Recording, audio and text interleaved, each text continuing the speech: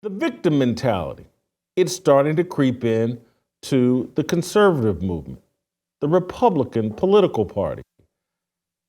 Creeping in might be too soft of a word. It's more revealing itself. It's more showing its hand. It's more publicly exposing that conservatives and Republicans, the political partisans, the people that allegedly hate the victimhood mentality, actually have it no different than the left and the Democrat Party. I say this because yesterday, Ben Shapiro, the founder of the Daily Wire, was invited to speak before Congress, to testify before Congress about censorship. And he painted the picture that Republicans and conservatives are victims of a nasty form of censorship and unfairness that others on the left are not exposed to. I'm not buying it. I'll explain today.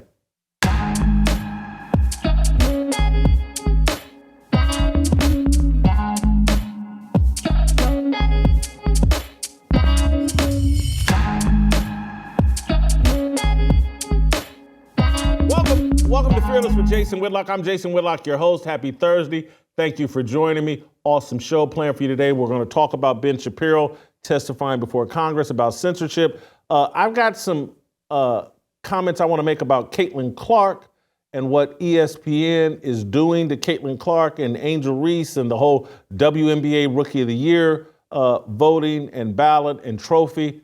I got some thoughts on that. I also have justice for TT. Great show planned for you. Terrific fire starter I'm about to deliver. But I also want to remind you that you guys can get extra Fearless content by being Blaze TV subscribers. Go to blazetv.com/fearless. Use the promo code Fearless, and you can save $20 on your yearly subscription. That's important. What's even more important, you support our great sponsors at Good Ranchers. Good Ranchers, this episode is brought to you by Good Ranchers. Use my promo code Fearless at goodranchers.com, and with your subscription, you can claim $100 off plus free Wagyu burgers for a year while supporting veterans during the month of July. It's time to revolt and claim your independence from the grocery store meat aisle. Ooh, I cannot wait to unpack this fire starter. I'm fired up today. This is a big point that I want to make to you all about the difference between me, us, and this show and everybody else. As it relates to me, I can't speak for all of you. I'm just not a political partisan. I'm just not. I don't believe in political solutions to spiritual problems.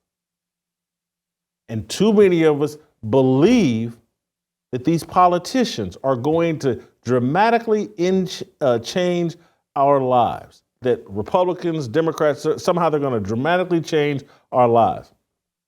Only God will dramatically change our lives and change this horrific culture that we have. Let me unpack this for you. On Wednesday, Daily Wire founder Ben Shapiro testified before Congress about media censorship. Invited to speak by Republicans, Shapiro started with a 5-minute blistering prepared statement that chastised Democrats and others for creating an unfair system that financially penalizes conservative media companies. I want to quote from Ben Shapiro's opening statement.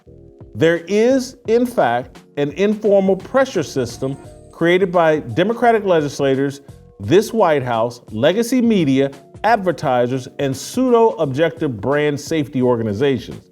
That system guarantees that advertising dollars flow only to left-wing media brands. It's a good quote. I just happen not to really agree with it. Shapiro played the role of fearless establishment Republican and champion of free speech beautifully. But I was unimpressed. And it had nothing to do with his feud with and separation from Candace Owens. I was unimpressed because Shapiro's more than 1,000-word screed lambasted the wrong targets. Non-governmental organizations are the primary drivers of censorship and the assault on free speech. There was no mention of the Anti-Defamation League, the National Association for the Advancement of Colored People, Black Lives Matter, the LGBTQIA+ Silent P, or the Southern Poverty Law Center. Ben Shapiro left out the NGOs that specialize in making politicians, media executives, influencers, celebrities, advertisers, and brand safety organizations offers that they can't refuse. The ADL, NAACP, BLM, LGBTQIA+, and SPLC put smear guns to the head of every person or business that dares to violate their orthodoxy. Jack Dorsey, the founder of Twitter, lived in fear of the alphabet mafia. Elon Musk and X's problem with advertisers can be directly tied to his battle with Jonathan Greenblatt and the ADL. Facebook, Instagram, YouTube, and Google, they rig their algorithms to be in compliance with the alphabet mafia. Whether Democrat or Republican, politicians always pay tribute. They always let the alphabet mafia wet their beak. They do it through self-censorship or how they vote or the legislation they propose to these NGO pressure groups. Censorship is not a partisan issue. America's two main political parties support some level of censorship. It's no different from illegal immigration. Democrats are for it, and Republicans are in support of pretending they want to stop it. It's a fake war. They're all actors. Thanks to Republicans and Democrats, America inches closer and closer to passing hate speech laws that make it illegal to read certain passages in the Bible because they've been deemed anti-Semitic. The country that used to believe that it took sticks and stones to break bones is transitioning to the belief that words snatch lives. The alphabet mafia powered this transition. We have to awaken from the denial of the influence of these NGOs. In Shapiro's Wednesday testimony, he zeroed in on criticizing the Global Alliance for Responsible Media, GARM. It's a 5-year-old globalist organization promoted by the World Economic Forum. GARM sets brand safety guidelines for corporations. I'm going to quote for you again from Ben Shapiro. In reality, GARM acts as a cartel. Its members account for 90% of ad spending in the United States, almost $1 trillion. In other words, if you're not getting ad dollars from GARM members, it's nearly impossible to run ad-based businesses. And if you're not following their preferred political narratives, the ones that Kara Swisher and Dianne Feinstein would follow, you will not be deemed brand safe. Your business will be throttled. I have no interest, no desire to defend GARM. It's a globalist and Marxist advocacy group. GARM is the gun, a tool the WEF developed. The girls and guys holding the gun work for the ADL, NAACP, BLM, SPLC, and the LGBTQIA+ Silent P movement. GARM is virtually harmless if we lock up and eliminate the shooters. The shooters are the clowns with the fancy titles within the alphabet mafia. Jonathan Greenblatt, Derek Johnson, Margaret Hain, Patrice Cullors, and the army of LGBTQIA+ advocates pull the trigger and financially blackmail our political leaders. Demonizing and voting out Democrats will not stop the censorship movement. The power driving the alphabet mafia must be destroyed. That power is the victimhood mentality. Victims desire special privileges and rights, and they will acquire those privileges by any means necessary. Republicans want to cast themselves as victims of censorship. They're not.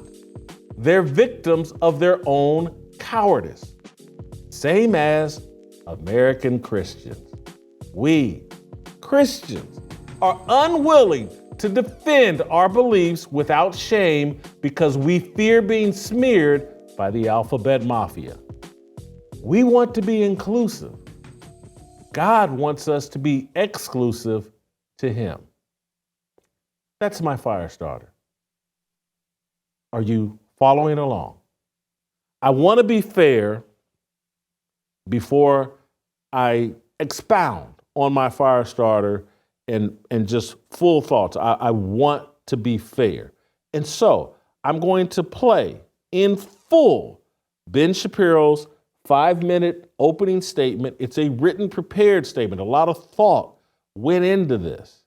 These words were chosen carefully. The targets were chosen carefully. They want you, Republicans, conservatives, evangelicals. They want you focused on certain targets. They don't want you to look at the shooters. They don't want you, again, I'm talking about Republicans. I'm talking, both. It's all a game. And Whitlock's just a conspiracy. No, it's all a game. It's very similar to illegal immigration. Republicans pretend like they're going to do something about it, but will they build that wall? When they had an opportunity, did they do it? No, it's a great opportunity to go pretend like, hey, we want to stop this. This is terrible. Look at what the Democrats are doing. And the Democrats act like they're for. It's all a game. No different than this censorship deal. It's just all a game. And they put on a great show. Both political parties did yesterday. Oh, look, Democrats, they're for censorship. And Republicans, they're against censorship. But no one wants to get their hands dirty and call out the shooters. Hey, you can get mad at politicians. Take the mafia movies, Don Corleone. You can get mad at the shooters. You can get mad at the politicians who have guns pointed to their head and say, well, I just make a different decision. Don Corleone makes me an offer that I can't refuse. I sacrifice my life. He puts a horse's head in my bed. I still stand on what I believe. Now, you got to shut down the mafia to set these politicians free, and then we can hold these politicians accountable. But I want to be fair before I go any further. I want to play Ben's entire statement just for clarity and fairness. Play the clip. We're in the midst of a trust crisis in the world of media, which is because so many in the legacy media have lied in order to preserve left-leaning narratives. To take just the most recent example, we were told by the legacy media that President Biden was just fine. For years, anyone who questioned his health and mental fitness was trafficking in cheap fakes. And then President Biden went out and engaged in a full-scale mental collapse on stage in front of hundreds of millions of people. So we can see why Americans, at least Americans who are not Democrats, do not trust the media. The question isn't really why the legacy media have lost Americans' trust. We know that answer. The question is why, despite that loss of trust, the legacy media continue to gain share in the advertising market. And the answer is simple. There is, in fact, an informal pressure system created by Democratic legislators, this White House, legacy media, advertisers, and pseudo-objective brand safety organizations. That system guarantees that advertising dollars flow only to left-wing media brands. Let me explain how this works. When a conservative competitor to the legacy media arises, members of that legacy media and their political allies rush to paint such competitors as dangerous. The commentator Kara Swisher of the New York Times, for example, told the head of YouTube that my videos at Daily Wire were a, quote, gateway drug that would lead children, including her own teenage son, to watch neo-Nazi content. Never mind the yarmulke. Elected Democrats pick up that same messaging. In 2017, Senator Dianne Feinstein told lawyers at Facebook, Google, and Twitter, quote, you created these platforms and now they're being misused, and you have to be the ones to do something about it, or we will. Social media companies react to incentive structures, including threats. They've responded by adopting the standards of third-party left-wing informational safety groups like the Global Alliance for Responsible Media, or GARM. GARM purportedly sets brand safety standards, objective standards by which advertisers and platforms can supposedly determine just what sort of content ought to be deemed safe for advertising.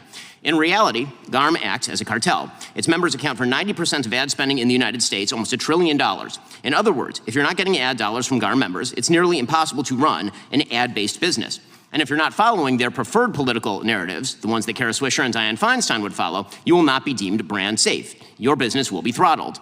We at Daily Wire have experienced this firsthand. In 2017, after Senator Feinstein made her threats to bring the weight of government down on social media platforms, Daily Wire YouTube channel saw a 1,000% increase in content enforcements over a 2-year period. Since 2021, after Democrat officials further turned up the heat on social media companies, my personal Facebook page has seen an over 80% drop in impressions. Or take Joe Rogan.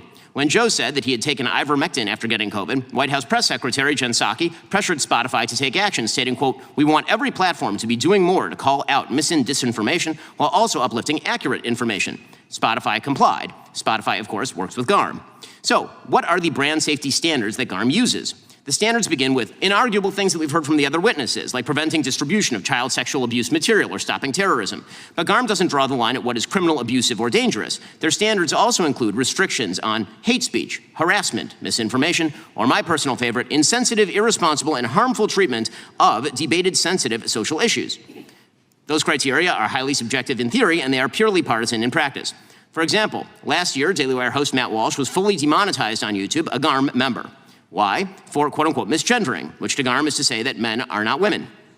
Perfectly obvious facts now run afoul of GARM's censorship standards. Companies targeted by GARM, like the Daily Wire, Breitbart, Fox News, and so many others, reach hundreds of millions of people with opinions and beliefs long established as within the mainstream of American conservative thought. GARM and its members have no respect for the beliefs of those people. They would like them marginalized or squashed. It's time to stand up for the First Amendment in this Congress. Congress can do so in 2 ways. First, Congress must investigate the informal and perhaps formal arrangements between censorship cartels like GARM and executive branch agencies. The Daily Wire has already filed a federal lawsuit against the State Department for allegedly doing just this. Second, Congress can itself stop engaging in violation of free speech principles. 2 weeks ago, writing in dissent in Murphy versus Missouri, Justice Alito condemned what he called sophisticated and coercive government campaigns against free speech. Members of this committee have engaged in precisely such campaigns. When Congressman Schiff speaks about targeting social media companies that must be, quote, pulled and dragged into this era of corporate responsibility because they are too tolerant of misinformation, he knows what he is doing. He is participating in a sophisticated coercive campaign against free speech. When Congresswoman Jayapal blames social media for placing America at the, quote, precipice of a democratic crisis and calls on them to target they deem hate groups, she also knows what she is doing. She is participating in a sophisticated coercive campaign against free speech. When Congressman Hank Johnson says, quote, we need a constitutional amendment to allow the legislature to control the so-called free speech rights of corporations, he also knows what he is doing. We all know what these government actors, what some people in this room are doing. You're using the tacit threat of government action to compel private companies to throttle viewpoints you don't particularly like. The First Amendment was not designed to enable workarounds by elected officials. It was directed at Congress, at you, and you're abdicating your fundamental duty when you exert pressure on private companies to censor speech. Some in this room have been doing just that for years. We in the non-legacy media have been feeling the effects. In the name of the Constitution and in the name of democracy, this should stop. So that's Ben's entire speech. So I don't want to be anyone to take it out of, I said took him out of context or trying to be unfair. And he's right where he starts out. We have a trust crisis going on. And the fuel behind that trust crisis, again, is this victim mentality that all of us are being driven into. And again, the trust crisis comes from our abandonment of biblical values and biblical principles. Why would we trust people who have abandoned biblical values and biblical principles? Why would we? It makes no sense. Because here's the thing, and again, there are many people that will call themselves Christians. Many people, the overwhelming majority of people, but they will not adopt the mindset that Christianity prescribes, Jesus prescribes, the Bible prescribes. And because there's consequences to that. And people want to leave the door open for their victimhood. You can't be a Christian and a victim. It does not work. It does not compute. It's oxymoronic. They're not compatible ideas. You can't know that Jesus Christ paid the price for our sins. You can't know that and then still think you're a victim. There's only victory in the Christian mindset. And so this is where I get upset with Republicans and Democrats. They, oh my God, if we just vote in the right people, things will change. And the point of this show is, and my belief is, if we get people to adopt the right mindset, things will change. If enough of us reject victimhood, we then won't allow other people that are feigning victimhood to blackmail us, guilt trip us into surrendering our God-given free speech rights or any of our rights. We won't allow people to destroy merit and hard work and fairness. We won't allow victims to say, nope, I get to cut in line because I'm a victim. Nope, I know you scored 300 points higher than me on the SAT. Oh, I know your GPA. I know the work you put in academically far exceeds mine. But because I'm a victim, I get to cut in front of you.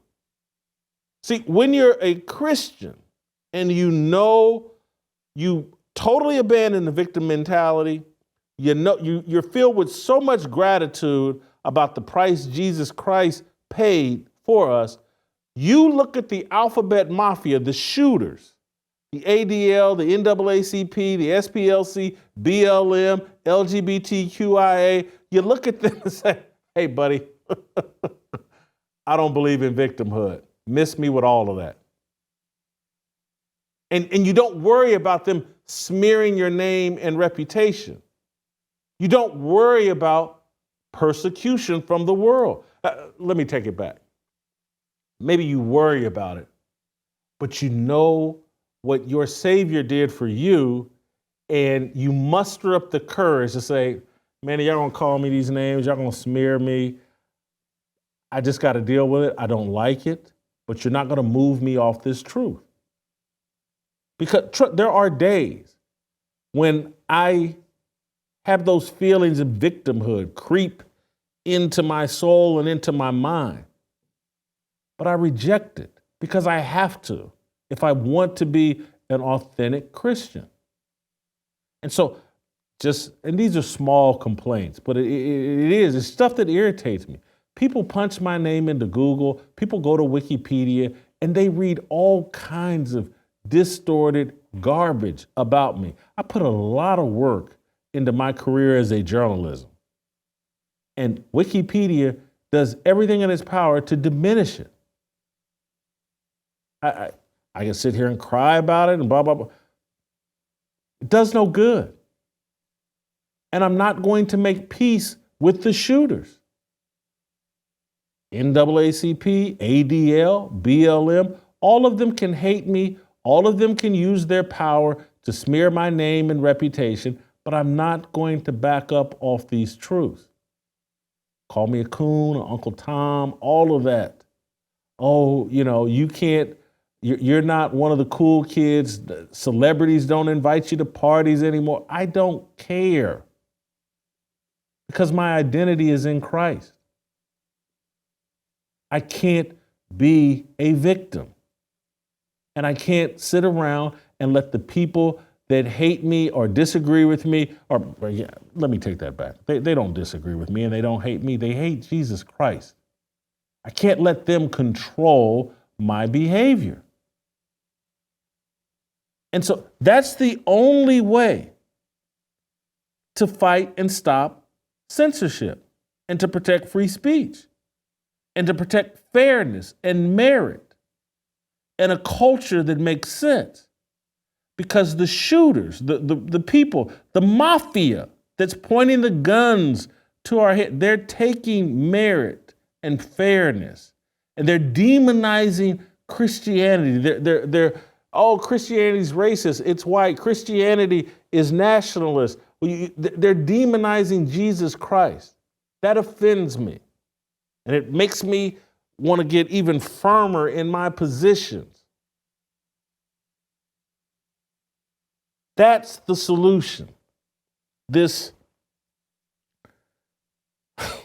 victim mentality that, and this is what needs to be discussed. This is why, and I get Congress and all that, it's a political place, and so they're seeking political solutions. And they invite people to give political speeches. And so someone like me would go there and talk about censorship in a way that's not political. It's like, hey man, you better put some respect on Jesus Christ's name, and you better put some respect on those values that are taught in the Bible, because if we keep abandoning them, this country's going to just get crazier and crazier and crazier, because these alphabet people are going to continue to impose their will, their worldview, their secular, atheist, Marxist worldview on all of us. And so I would be sitting, I'd give a 5-minute speech about, man, all of you people, Democrats and Republicans, you better put some respect on God's name. You better bow down and do what he says. That's the only solution. Y'all don't respect nobody or nothing. No wonder they're easy taking away our freedoms. If you don't respect God, why would you respect Jason Whitlock or Joe Smith or whoever's watching this show? And then you would be willing to say, like, hey man, okay, I get it, you disagree, but the people that founded this country, that risked their lives, and the revolutionary, the fight against the British Empire, the colonizers, the people that ran England and Britain out of this country and fought the Revolutionary War, they were mostly, if not all, standing on some biblical values and principles, and their documents that they created, the Declaration of Independence, the Constitution, the Bill of Rights, all of those are infused by biblical values and principles. And so all of you that want a piece of the American dream, the American pie, that we couldn't get out of here with 20 million sticks of dynamite, you're here, you're benefiting from the sacrifice of those people 200 years ago. And now you want to overturn what they did? Miss me with all of it. So if I get it, it's a political organization, Congress, Democrats, Republicans, our lawmakers. They invite people up there to give political speeches and political solutions and pretend like, oh, we can just vote these problems away if we just enact this law or that law. It's a game. It's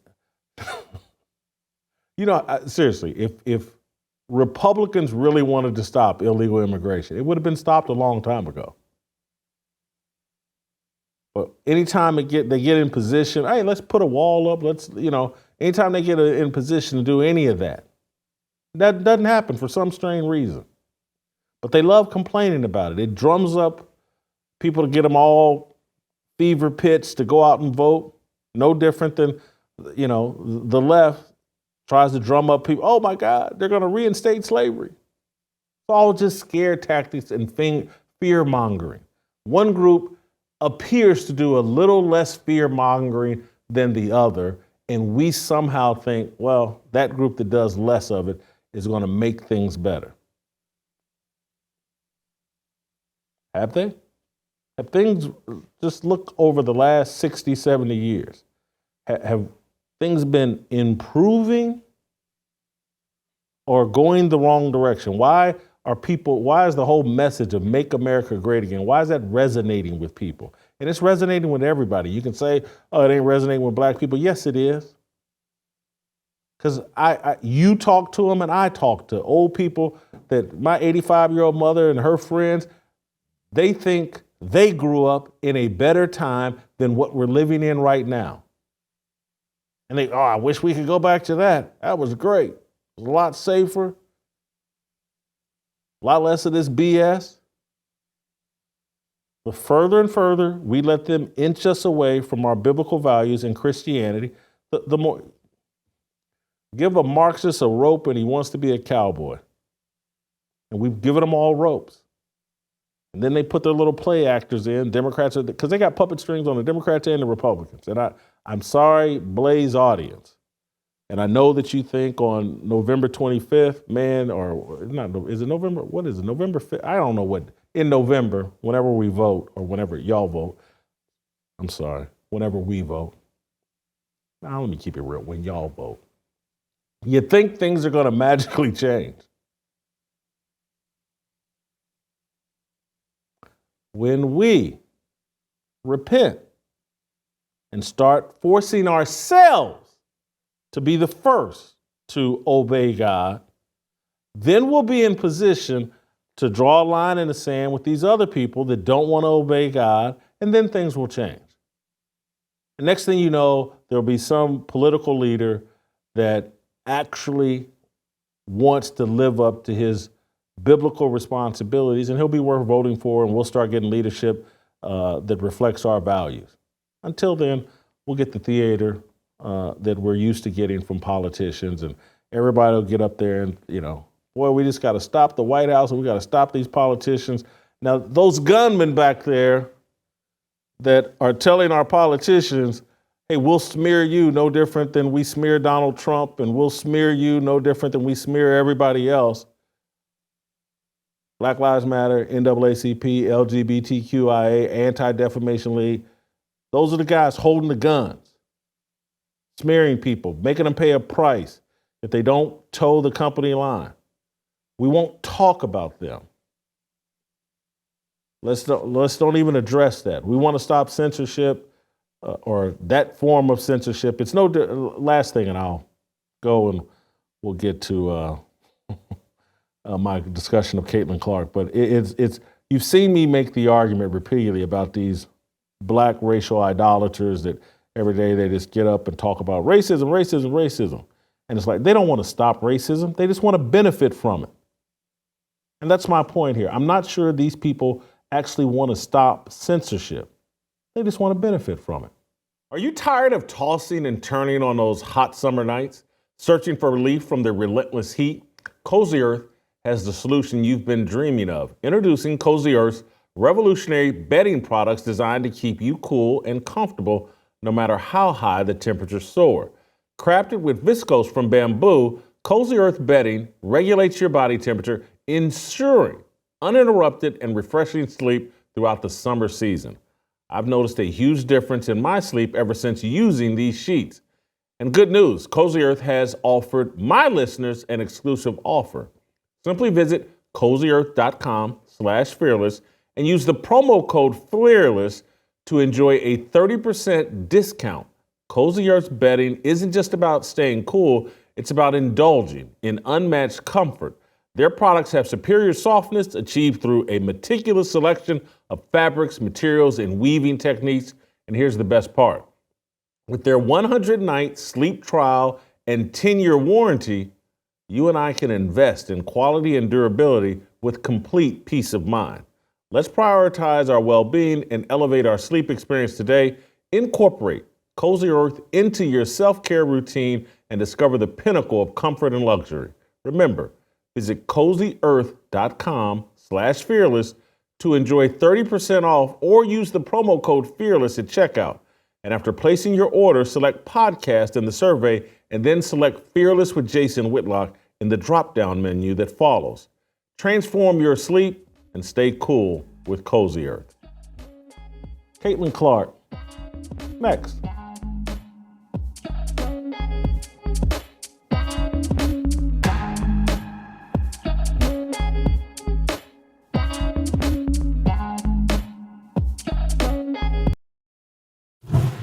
With the 17th pick in the 2024 NBA Draft, the Los Angeles Lakers select Dalton Knecht from the University of Tennessee.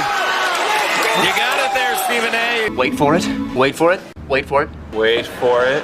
Wait for it. Unanimous first-team All-American, a shooter, is going to LA. I'm worried for Lakers. I'm worried. President of NBA basketball operations for ABC right here, right now. You're daggone right. That's what you needed to do. That's right. You're JJ Redick, okay? Are you done? Are you done? That's what you want. You know how important you is. LeBron James is going to get you open shots. Anthony Davis kicks it out to somebody. He don't need bricklayers. They don't need construction workers. They need a shooter. Yeah! You guys know how much I love talking about preborn. It's part of our mission here at Fearless to support preborn because they support our worldview, our belief that life begins at conception. No organization supports this belief, I believe, better than preborn. Preborn provides ultrasounds to expectant mothers who are considering abortion. Once that woman is introduced to the baby via ultrasound, heartbeat, image, she is more than twice as likely to choose life, and that's when preborn steps in, steps up, and gives that woman and that baby in the womb the support they need to get through the pregnancy and the first 2 years of life. There's two ways to give to preborn. Pound 250, say the keyword baby. Pound 250, say the keyword baby. Or you can visit preborn.com/fearless. That's preborn.com/fearless. Listen, our money isn't wasted with preborn. We're not paying for mid-level executives. We're not paying for second vacation homes for anybody. Our money, $28 for one ultrasound, $140 for 5 ultrasounds. Our money pays for ultrasounds. It pays for diapers and baby food. It helps the mother and the baby. Guys, we got to continue to support preborn. Pound 250, keyword baby, preborn.com/fearless. Welcome back. So, a day after Angel Reese clearly stat pads at the end of a game to keep this double-double streak alive. Let's play that clip from yesterday of Angel Reese they're up 3 possessions, they're up 7 points, and Angel Reese races down court because she's only got 9 points, and her fraudulent double-double streak, historic double-double streak, is about to end. Go ahead and play the clip because I want to talk over it as we show the clip. She rushes down court. She gets fed the ball. The refs bail her out. The Atlanta Dream bail her out with a cheap foul. The refs call it. They're up 7 points. Everybody shuts down their offense in this 7 points, 10 seconds to play. The game is over. No one in basketball tries to score. They let the clock run out. The refs want to go home. The players want to go home. But Angel Reese's stat pad. What we don't show you at the beginning of that clip is at the other end of the court, to start that possession, the Chicago Sky block a shot, and Kennedy Carter grabs the ball and dribbles it up court, and Angel Reese looks at the clock, looks at everything, and then starts sprinting up court. Everybody else on the Chicago Sky basically is just walking up politely. The game's about to end. Angel Reese rushes down court. The Kennedy Carter gets down court. Angel Reese goes to the low post, throws up both of her hands immediately, and Kennedy Carter, to her credit, says, "Nah, I ain't doing this," and turns and passes the ball to someone else. Kennedy Carter, to her credit, is like, "No, we're gonna be good sportsmen. We're just gonna run out the clock. I'm uninvolved." Because what she could have done is just sat there and dribbled the ball. The Atlanta Dream weren't going to foul Kennedy Carter. They would just to let the clock run out. Kennedy, not wanting to be involved in this fraudulent scam, tosses the ball to a teammate and says, "Nah, you got to do it. I ain't involved. I ain't in it. My name is Bennett. I ain't in it." Angel Reese wants to keep this double-double streak alive, so she doesn't. So how could you watch that yesterday and people at ESPN watched it just like everybody else. And then 12 hours, 14 hours, 24 hours later, you come out with your new WNBA Rookie of the Year rankings, and Angel Reese is ahead of Caitlin Clark. Are you kidding me? ESPN does not care about its credibility at all. It just does not care. Anything for controversy, anything for conversation, anything that elevates the Yas queens and diminishes white women that won't worship the Yas queens. That's what this is all about. Now, I've sat here and argued, hey, and been trying to be fair. And like, hey, Angel Reese is more of a competitor than what I thought. And I respect what she's doing. The energy, the rebounding, she's finding a way to be an effective WNBA player. She's pretty unskilled offensively. But hey, I got to tip my hat. The rebounding thing is legitimate. It's a legitimate stat. She's leading the league in rebounding. Nice job. Angel Reese has legitimized her case as the number 2 person in the Rookie of the Year race, and maybe has a foundation. If Caitlin Clark continues to struggle in certain areas, then maybe Angel Reese could turn herself into a viable candidate for Rookie of the Year by the end of the year. I've been bending over backwards to be fair, because that's what you're supposed to do as a journalist and just as a fair person. But to sit here today, halfway through the WNBA season, and having watched Caitlin Clark play and having followed Angel Reese's play, because it is not as easy to watch Chicago Sky games as it is to watch Indiana Fever games. Look, I got the WNBA League Pass. I'm a nut. I could watch them all if I wanted to, but I just can't. I mean, Angel Reese is so awkward and so unskilled. Watching her rebound, I ain't buying tickets to watch Dennis Rodman rebound. I ain't doing it. Got to be paired with Michael Jordan or some other people, Isaiah, Joe Dumars, for me to watch that. But somehow this guy, Neil Payne, has written a story. A lot can happen over the course of a month in the WNBA. Chicago Sky rookie Angel Reese has gone on a historic double-double streak. A historic double-double streak that we've seen her twice milk the clock at the end of games and put up points to continue this fraudulent double-double streak. And then the rest of this explanation, it just makes no sense. They're playing statistical games. They're playing games with numbers that still don't make any sense. He somehow, I just want to read you part of these arguments. For the most part, Angel Reese has been a stat-stuffing dynamo in her debut campaign. She's a close second behind Clark in points per 100 possessions among rookies, leads by a mile in rebound rate, and has been the best active defensive rookie following Cameron Brink's injury on June 19th.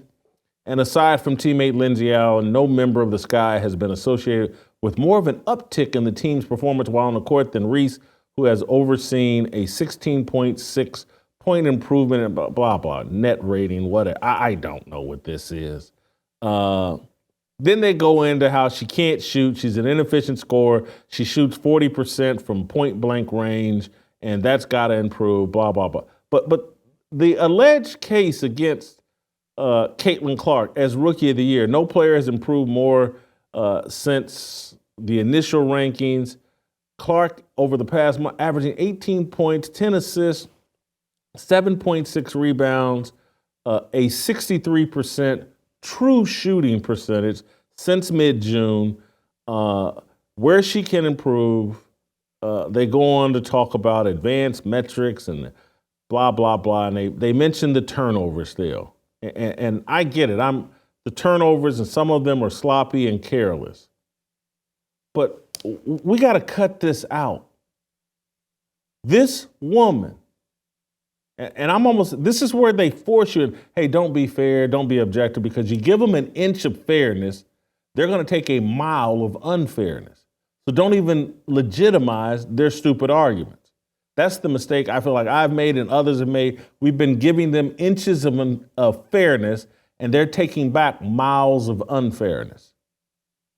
And so it's almost like you got to get into the mindset, hey, we got to destroy Angel Reese so that these idiots don't use us being fair and complimentary of a young player that's playing with great energy and doing some nice things, that they don't use that to take something away from Caitlin Clark, who is clearly the Rookie of the Year. But they want to use turnovers against her. And I don't like the turnovers. They're too high. But damn it, we got to be honest here. There has never in the history of basketball, and I'm talking about men and women, at the professional level, I don't think I've seen it at the collegiate level. But I know I haven't seen it at the professional level. We've never seen anyone defended the way Caitlin Clark is being defended. No one. Not Michael Jordan, not Larry Bird, not LeBron James, not Magic Johnson, not Kareem Abdul-Jabbar. No one.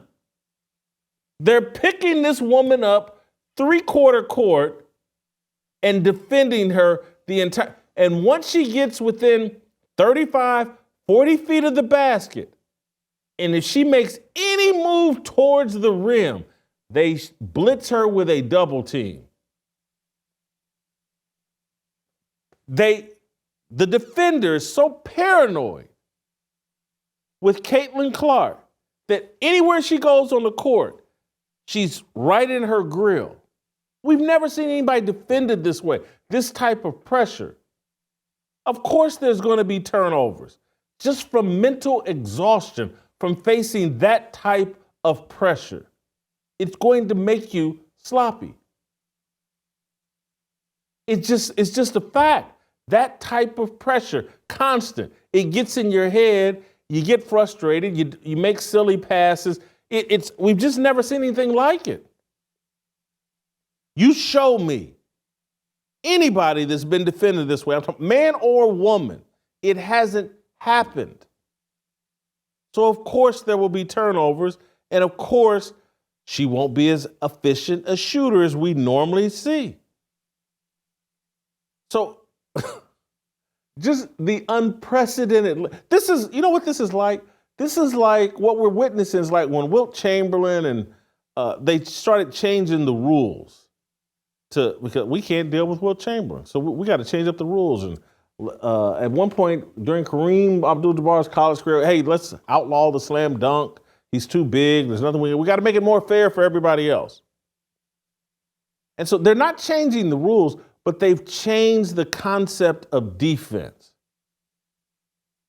They've changed the concept, the idea of defense as it relates to Caitlin Clark in an unprecedented fashion. Someone's trying to tell me that, hey, Steph Curry's been defended this way. I haven't seen it. Not for 22 straight games. Maybe there's some occasional of this. But Steph Curry got to play alongside Klay Thompson. You just can't do it. And other people that could knock down shots. So it was just an impossibility. Maybe you could do it for short stretches, but this is a full 40 minutes of don't take your eyes off Caitlin Clark, blitz her at 40 feet, get the ball out of her hands. And the other thing, it's just all of this. Caitlin Clark, for lack of a better analogy, she's playing quarterback. And Angel Reese is playing offensive guard. Do you understand the difference? For an offensive guard, man, look what Angel Reese is doing. Man, we haven't seen a rookie offensive guard be this effective. Man, she's a grinder. Man, she's really super competitive down there in the trenches. Man, what a great rookie season for an offensive guard. But ain't nobody giving the offensive guard Rookie of the Year, MVP, or any other trophy over the quarterback who handles the ball on every play. It just can't be done. There's more of a burden on the quarterback. Caitlin Clark, when they're on offense, she brings it up court. That takes 6 seconds, let's say. She initiates the offense. That takes another 3 or 4 seconds. So let's just say roughly on most possessions, Caitlin Clark has the ball in her hands 10 seconds out of a 24-second shot clock. Am I right? Someone correct me if I'm wrong. Doesn't the WNBA use the same 24-second shot clock as the men? I hope I'm not wrong about that. I think, anyway, she's got the ball 10 seconds out of 24 seconds on most possessions. That's probably 38%. I can't do the math off the top of my head. What's 10 out of 24? You know, let's just be, she's handling the ball 35% of the time. Angel Reese probably has the ball in her hands 3 seconds a possession? 3 seconds a possession? Maybe. Some trips she may not touch the ball at all. When she gets it, it's a hot potato and it's ball. You just can't compare these two. They're not carrying the same burden, the same load, the same responsibilities. There's a reason why Caitlin Clark, she's leading the league, not rookies. She's leading the league in producing points. That's her scoring and the points she produces for others. We used to love to talk about when we used to really talk basketball. Is she making, or is the player making her teammates better? Oh, Larry Bird's elevating his teammates. Magic Johnson's elevating his teammates. Michael Jordan, you got to transition into not just being a me guy and elevate your teammates. That used to be the standard. LeBron James, one of the great things he did was, he elevated the washed up guys around him. Some would argue that. He destroyed the great players around him. He'd elevate the role players and make Dwayne Wade, Chris Bosh. He diminishes all of them. But regardless, that used to be the standard. Caitlin Clark is making the game easier for Aliyah Boston, for Kelsey Mitchell, for everybody that comes on the court with her. She creates space when there's all that defensive attention and focus on her. That's why these guys can cut to the basket and Caitlin Clark can dime them up. And Angel Reese ain't doing none of that. Cut it out, ESPN. God, I was halfway enjoying this little feud between Angel Reese and Caitlin Clark. They're removing all the enjoyment out of it. They've dirtied up the conversation. I've given them, and we've given them an inch of fairness, and they're turning it into a mile of unfairness. It's a joke. Stop it. All right, justice for TT next.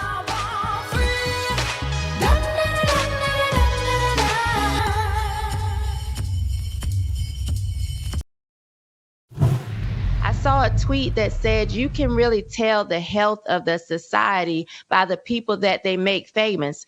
And look at what we're making famous. I've always said, the Black community is cooked. His neck level's over 9,000. When I look at people like Sexy Red or Cardi B that we prop up, now I see that the white community as well is just as fried.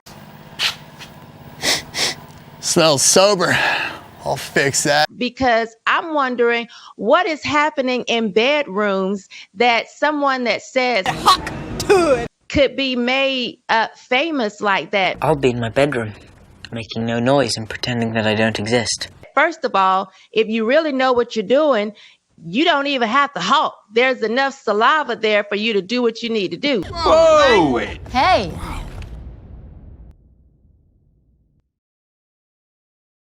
We here at Blaze Media are very proud to announce our newest edition expansion into primetime news, Blaze News Tonight. It's the daily news show the internet needs, giving you provocative opinions, expert analysis, and breaking stories you won't see anywhere else. Blaze News Tonight will bring you the experts on every issue to ensure you are fully informed.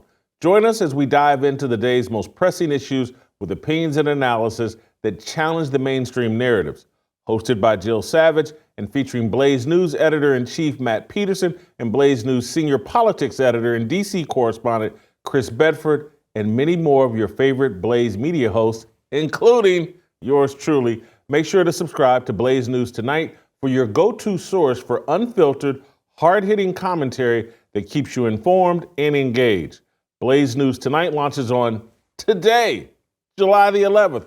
Go to Blaze News Tonight YouTube channel, hit that subscribe button, and turn on notifications to never miss an episode.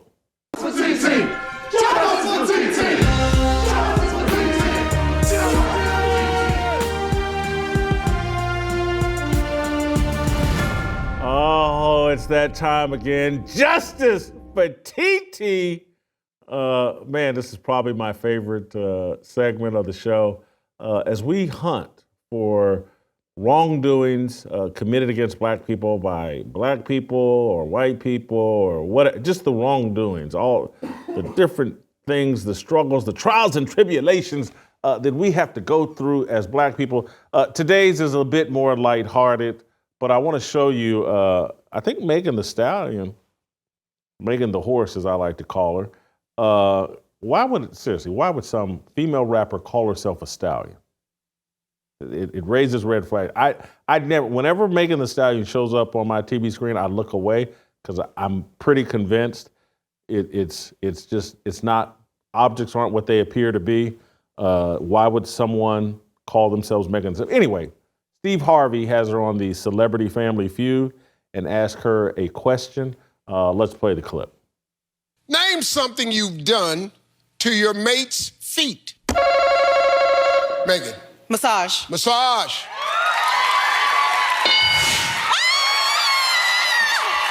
Pass or play? Play. We're gonna play. Let's go.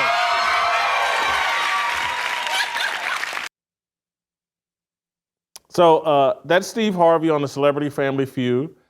Megan Thee Stallion, Megan the Horse, knocks it out of the park, gets the #1 answer.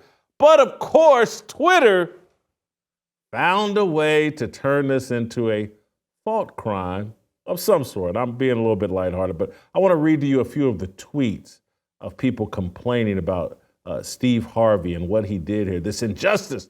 The feet question for Megan would have had me looking at them sideways for real. And I'm going to explain why people are upset. Let's see the next one. Celebrity Family Feud is messy because why would they have this foot category the night Megan is on here? Fans react to Megan Thee Stallion being asked a question about feet on Celebrity Family Feud. Fair or foul? So Megan the Horse was shot in the foot by somebody named Tory Lanez. I think he's a rapper. I don't know. I think he got convicted for shooting her in the feet or whatever. I don't know. But I'm not going to shed any tears. She didn't shed any tears. Steve Harvey didn't shed any tears. Who knows? They probably asked the question intentionally just for the controversy. But damn it, we here at Fearless, we want justice for TT. We want justice for Megan Thee Stallion. How dare Steve Harvey ask this woman anything about feet after she has been shot in the foot? Justice for TT. We'll see you next time.